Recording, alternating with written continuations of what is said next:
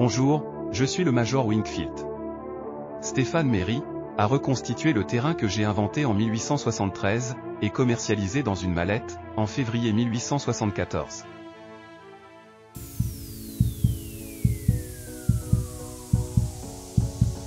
Bonjour, je vous présente ici la mallette et le terrain du Major Wingfield que j'ai reconstitué. Tout est exactement à l'identique. Voici donc la boîte du Major Wingfield. Cette boîte, il l'a constituée à partir de 1873 et dépose un brevet. Ce brevet est déposé en février 1874 et il commercialise donc cette boîte 2 février 1874. Voici donc les poteaux à 1,52 m. Cette boîte est composée donc du plan d'installation du cours. Nous avons également 4 raquettes.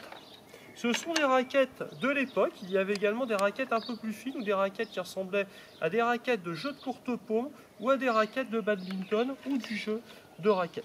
Nous avons les bandes qu'on met au sol. Donc elles sont déjà prédécoupées pour les disposer au sol. Nous avons bien entendu le filet.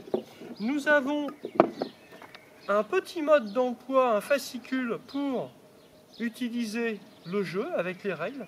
Nous avons également des piquets pour aider à attacher le filet avec des fils. Nous avons 6 piquets, comme ça, de cette couleur d'ailleurs.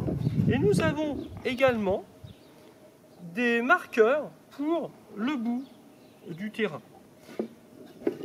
J'ai également évidemment un maillet pour enfoncer les piquets et les marqueurs. Et également des balles de tennis en flanelle de couleur blanche, plutôt comme le jeu de paume. Les balles de tennis sont donc de couleur blanche en flanelle. Ce ne sont pas encore des balles évidemment pressurisées, mais ce sont des balles en caoutchouc. Elles sont blanches, vous pouvez en avoir avec des traces effectivement de couleur ici. Il faut savoir que les balles jaunes vont apparaître, en tout cas vont être officialisées qu'en 1978. Voilà. Donc la balle blanche était d'usage.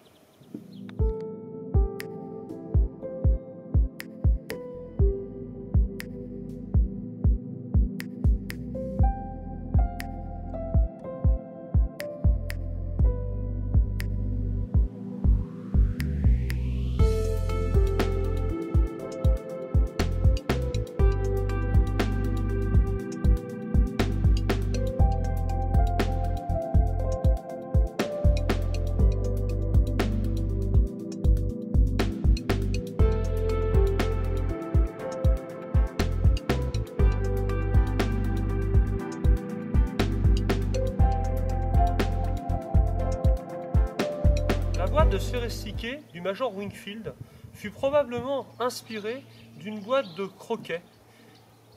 Activité physique évidemment extrêmement disputée sur les terrains engazonnés des propriétés anglaises et de la jeunesse bourgeoise anglaise.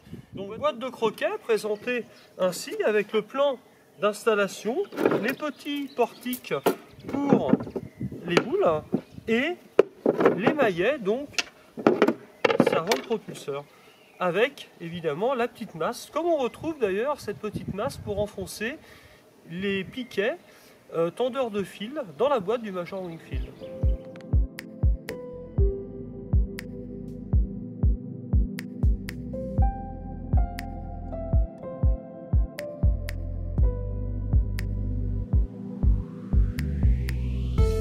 Sur une surface engazonnée d'environ 15 mètres sur 35, il est donc possible de construire un tel terrain. C'est ce que j'ai fait chez moi.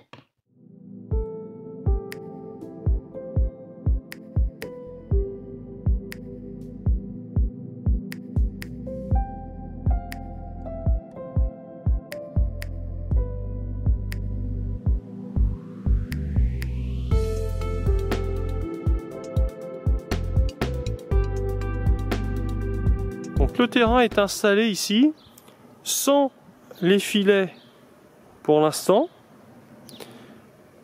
Donc nous pouvons remarquer les petites accroches ici qui vont servir à tenir les fils qui eux-mêmes vont aider l'espèce de filet sur les côtés à tenir.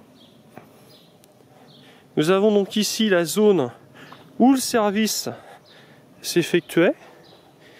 Et donc pour marquer chaque coin, une petite demi-sphère, celle-ci est de la même couleur que l'ensemble des piquets ou des poteaux. Ici les carrés, là où le joueur qui effectue son service depuis le losange ici devait envoyer la balle.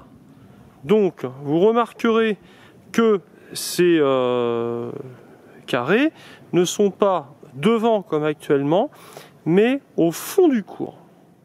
Je viens de terminer par l'installation des filets. Donc le filet central ici, 1,52 m, 1,40 m, puis les petits filets de chaque côté. La difficulté est la tension du filet, car le poteau normalement est très peu ancré dans le sol, donc il est maintenu grâce à 3 cordelettes.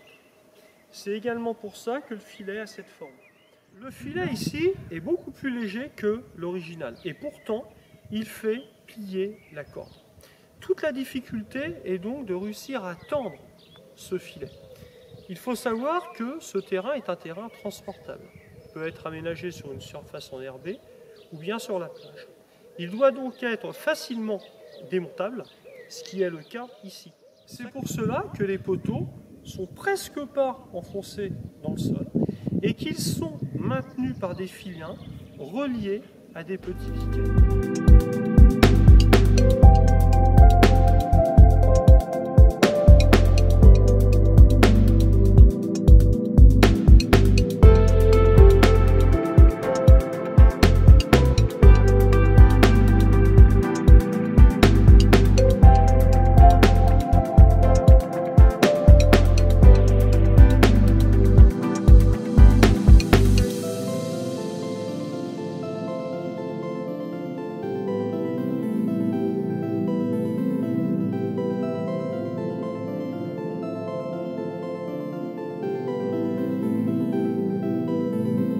Voici 20 cours qui représentent de 1870 jusqu'à 1908 l'évolution des cours de tennis.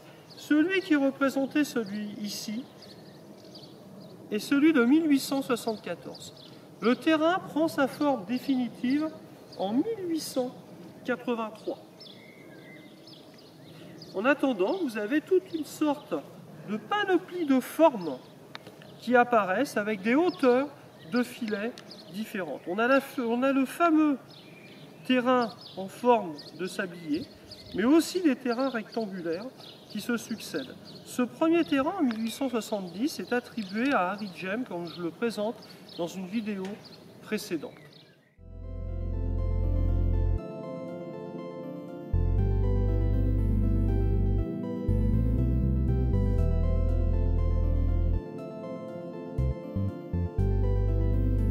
Vous trouverez les QR codes de différentes vidéos relatives au sujet dont nous parlons.